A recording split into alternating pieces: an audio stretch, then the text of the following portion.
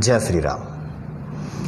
रामायण में 3 वृद्ध पात्र हैं, एक सुमंत जी, दूसरे जामवंत जी और तीसरे माल्यवंत जी।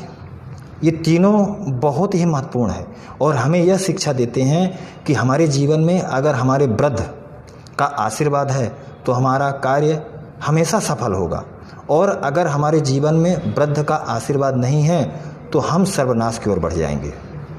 एक छोटी सी कथा है उसी रामायण में कि भरत जी को वन में आते देख जब निषाद राज को यह जानकारी मिली कि भरत जी वन में आ रहे हैं, तब उनके मन में अनेकों तरह की शंकाएं उत्पन्न हो गई और उन्हें यह निश्चित हो गया कि भरत जी भगवान श्री राम को मारने के लिए आ रहे हैं और निष्कंटक राज्य के लिए उनका यह प्रयास जारी है।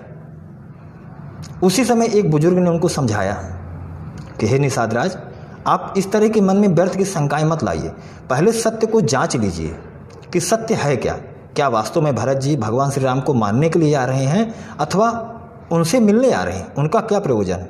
यह सुनकर निषाद राज ने कहा कि नहीं, पक्का है कि भरत जी भगवान श्री राम को मारने के लिए आ रहे हैं, क्योंकि अगर उनसे मिलना होता, उनके मन में प्रेम होता तो इतनी सारी विशाल सेना अयोध्या की और वहाँ के प्रजाजनों को लेकर के क्यों आते। यह सुनकर के वृद्ध ने फिर से समझाया कि हो सकता है कि उन सब की मिलने की इच्छा हो। निषाद राज ने कहा ठीक है वृद्धवर, आपकी बात को मैं स्वीकार करता हूँ, और कहा कि इस सत्य की परीक्षण के लिए मैं स्वयं जाऊँगा। और वह गंगा नदी के पहले वहाँ पर गए और जाकर के जब भरत जी से उनका मिलना हुआ और अपना जब परिचय दिया कि मैं निषाद राज हूँ, भरत जी इतने आनंदित हुए कि उन्होंने अपने भाई के समान उन्हें स्नेह और प्रेम दिया और स्वयं निषाद राज के चरणों में पड़कर उनसे आशीर्वाद दिया। यह सुनकर निषाद राज आश्चर्यचकित होने के साथ साथ लज्जित भी हो गए और उन्होंने भरत जी के हाथ पकड़कर कहा कि नहीं, आप तो भगवान श्री राम के भाई हैं, अर्थात मेरे लिए भगवान श्री राम जैसे ही हैं। आप मेरे पांव पड़कर मुझे पाप का भागी मत बनाइए।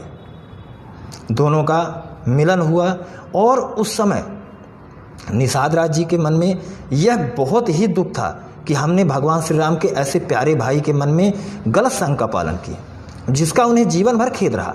पर सोचिए, अगर एक वृद्ध उनको यह सलाह न देते और निषाद राज ने अपनी सारी सेनाएं जो गंगा के तट पर लगा दी थी, अचानक अगर युद्ध होता तो उसमें हानि किसकी होती? उसमें भगवान राम के भक्त की ही हानि होती। भरत अगर युद्ध में घायल होते या मारे जाते तो भगवान राम के भक्त या भाई ही जाते, या निषाद राज अगर युद्ध में मारे जाते या घायल होते तो भगवान श्री राम के भक्त की ही हानि होनी थी।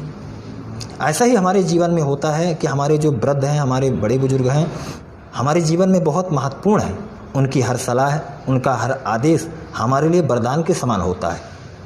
लेकिन शायद हम कहीं न कहीं अपने स्वयं के आत्मविश्वास से इतना भरपूर होते हैं कि हमें उन वृद्ध की सलाह या आदेश व्यर्थ लगती है। हमें लगता है कि इनको अब कुछ दुनियादारी का ज्ञान है नहीं, सारा का सारा ज्ञान हमारे पास ही भरा हुआ, जिसकी वजह से हमारे बहुत सारे कार्य हमारी गलत सूचनाओं की वजह से बिगड़ जाते हैं। मैंने रामायण के 3 पात्र अर्थात 3 वृद्धों का जिक्र किया, जिनमें से सुमंत, दूसरे जामवंत और तीसरे माल्यवंत।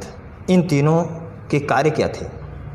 सुमंत को भगवान श्री राम पिता के समान मानते थे, जिसकी वजह से अयोध्या नगरी सुरक्षित रही और भगवान श्री राम वापस पुनः अयोध्या में आए। दूसरे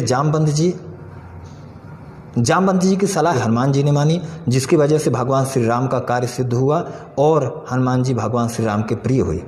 तीसरे माल्यवंत की सलाह रावण ने नहीं मानी, जिसकी वजह से रावण का सर्वनाश हुआ। यह है हमारे जीवन में हमारे वृद्ध का महत्व। वृद्ध का सामान्य अर्थ होता है जो वृद्धि को प्राप्त हो चुका हो, तो वह वृद्धि को बुद्धि, तेज और शौर्य इन सबसे जो परिपूर्ण हो वह वृद्ध है। हमारे घर में जो बैठे हुए वृद्ध हैं, उनके पास यह सारा ज्ञान, बुद्धि और तेज, शौर्य सब कुछ उनके पास विद्यमान है। बस हमारा कार्य है उनके चरणों से लगकर सिर्फ 2 मिनट या 10 मिनट उनके पास बैठना और उनसे वह ज्ञान लेना। अगर ये आप कर सकते हैं तो यकीन मानिए दुनिया की कोई ताकत आपको ना तो पीछे हटा सकती है, ना ही आपको हरा सकती है। जय श्री राम।